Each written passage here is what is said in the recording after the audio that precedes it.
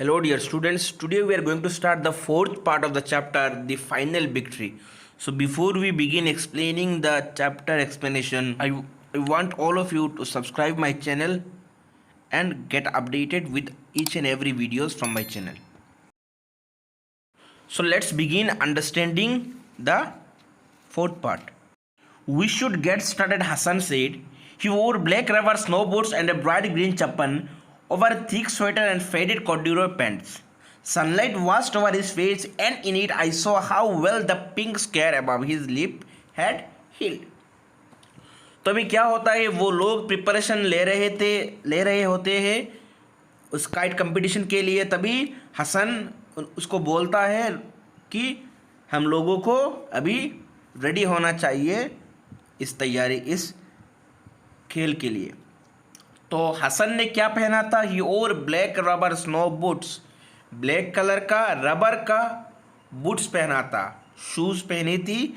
And a bright green चप्पन, चप्पन एक तरह का कोट होता है जो कपड़े के ऊपर पहनते हैं ठंड के समय। Okay, this is a kind of long coat which overcoat, this is a kind of overcoat which people in cold region they used to wear over the shirts or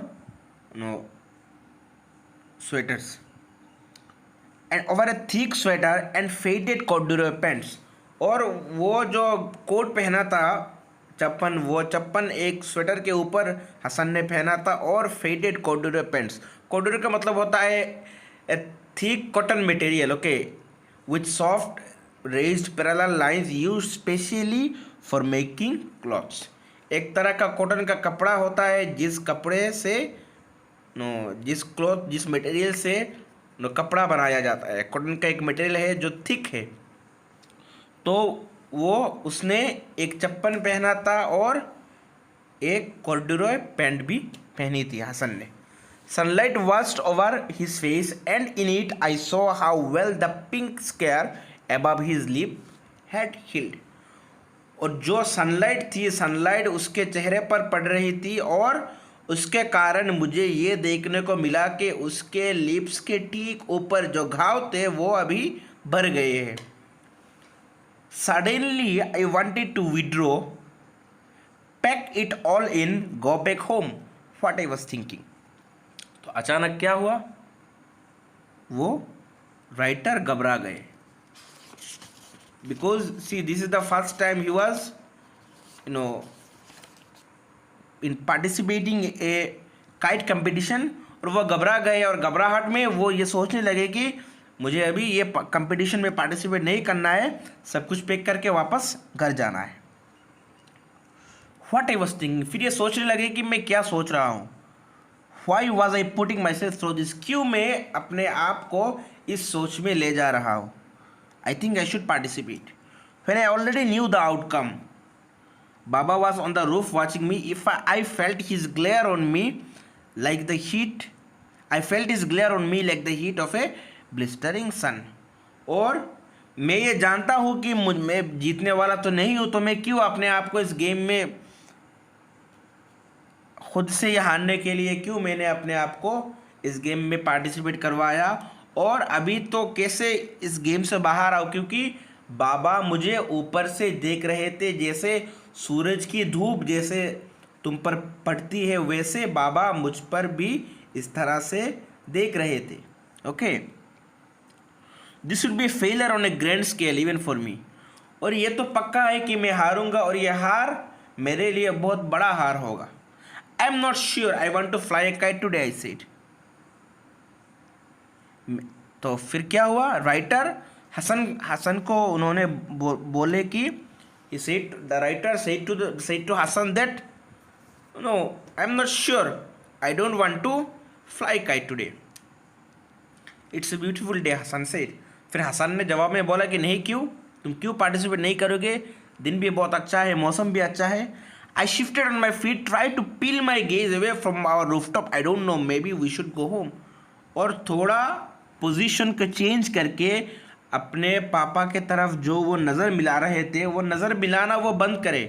he was trying to look away, move his face away from the father, ताकि उनके बाबा को ना लगे कि वो nervous है, वो participate नहीं करेंगे। ओके, तो वो बाद में राइटर हसन को बोले कि मुझे लगता है हम लोगों को अभी घर जाना चाहिए, मुझे नहीं लगता कि मैं इस गेम में पार्टिसिपेट कर पाऊँगा। I don't think that I can win the game, and you know this game I know I am confirm that I shall lose the game. Okay, then he stepped towards me and in a low voice said something that scared me a little। और अभी जब writer Hasan को बोले कि नहीं no हमको वापस जाना चाहिए, तो क्या हुआ, हसन ने उनके तरफ देखा और धीमी गति उनको कुछ बोला जिससे वो घबरा गए।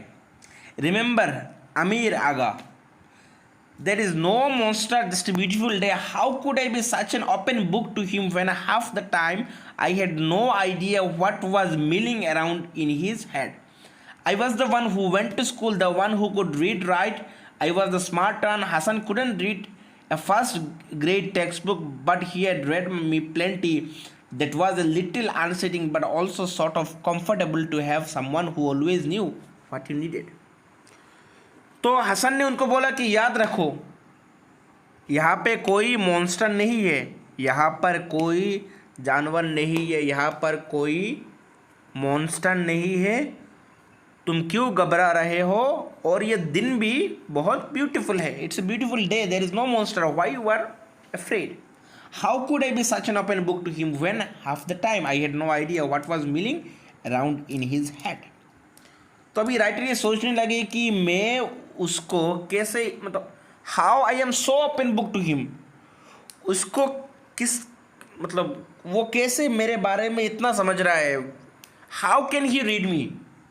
ओके, और मुझे कोई आइडिया नहीं है कि what was moving around his head, and I had no idea that what he is thinking.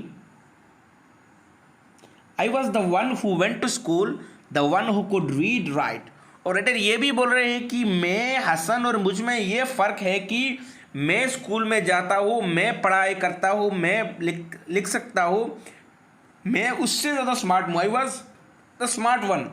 Hasan couldn't read a first grade book, Hasan class 1 का फर्स्ट ग्रेड का बुक, टेक्स्ट बुक भी उसको पढ़ना नहीं आता, but he had read me plenty, पर उसने मुझे पढ़ लिया।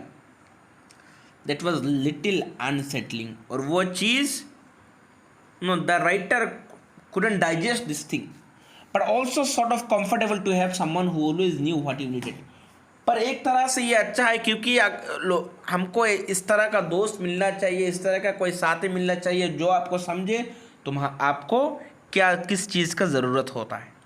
सो डियर स्टूडेंट्स, आज के लिए बस इतना ही। In the next class we are going to start the next part of this chapter. Till then if you have any doubt you can ask me, and don't forget to subscribe my channel. Thank you.